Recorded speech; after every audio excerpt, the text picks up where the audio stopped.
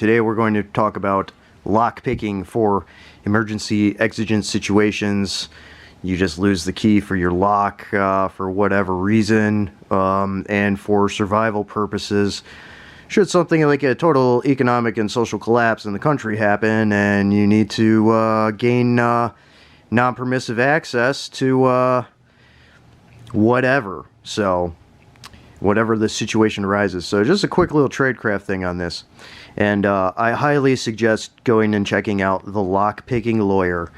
That man is a freaking guru when it comes to picking locks and showing the vulnerabilities of many different locks and electronic lock systems and many different things that can be useful to you in an emergency situation, or should you have issues with your own equipment and access to your own equipment for whatever reason. So real quick, we're going to talk about a couple of picks here. Standard lock picks. So this is a little more standard lock pick. This is called a wave lock pick, kind of a standard thing. And this is called a swiper or turner tool. Anything like that, usually a shorter end and a longer end for the bottom or top of keyway, the straight ridge portion, the straight portion of a key, to insert there and apply a little bit of pressure and tension. And I'm going to demonstrate that here for you real quick. These lockpick kits, you can get them all over the place online, various stores, Security Pro USA, Covert Instruments, which is Lockpicking Lawyer's retail store for all kinds of picking tools, air wedges for vehicles, things like that. I got these picks from Covert Instruments, and they're absolutely fantastic. My only qualm is the thinner standard pick, because there's a couple of different picks thicknesses. For obvious reasons, different types of locks and things like that. This one can bend a little bit, so you do have to be very careful. You do need a very tactile sense of touch when dealing with lock picks and picking locks. So I'm going to demonstrate that here to you on a Regal lock. This is a Ruger branded Regal lock that came with a rifle for a bar lock in the chamber. So kind of a prime example. Oh shit, I've lost my key for the chamber for getting the bar lock out of my rifle, to use my rifle in an emergency situation. I'm going to lock this. Okay.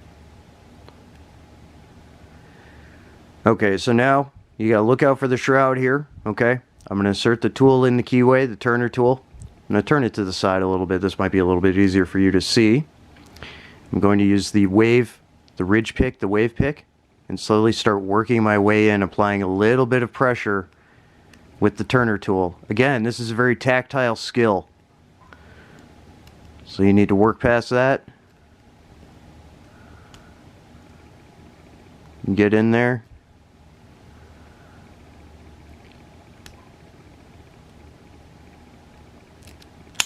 And we have it open. That quick, that easy. You're feeling the pins, you're working the pins up. And with this ridge tool, it's really nice because it helps retain some of the pressure on the pins behind it as you work your way down into the cylinder to the back pins, okay? So there you go. That is lockpicking in a nutshell. Highly recommend the Covert Instruments tools. Highly recommend other lockpick sets that you can get at Security Pro USA. They're all over Amazon and all these other places. Now, you have to remember the legality of this as well, okay? Don't just be getting a lockpick kit to go actually commit crimes. That is absolutely retarded. That is stupid. Do not do that. I am not your lawyer. I am not giving you any kind of legal advice, nor am I giving you any tips and tricks to commit crimes. All of this information is publicly accessible. Again, go check out Lockpicking Lawyer as well. But this is just a nice little Tradecraft video to showcase to you guys a somewhat old skill that you can still use to your advantage in emergency situations and for other exigent situations. So these are really good to have. You can combine these with, say, a pair of Covert pants, like the straight shooter jeans from Delta 2 Alpha, for example, or the Hyper-X Pant from the MUSA Store, the MUSA Store, MUSA Store. It was run by a Green Beret. Delta 2 Alpha, obviously a friend of Gutter Fighting Secrets, the Gutter Fighting crew.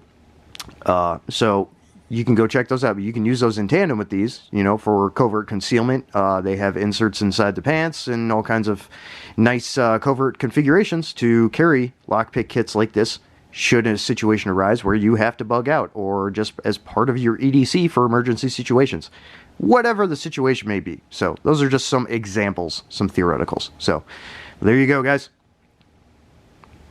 Stay adaptive and stay lethal.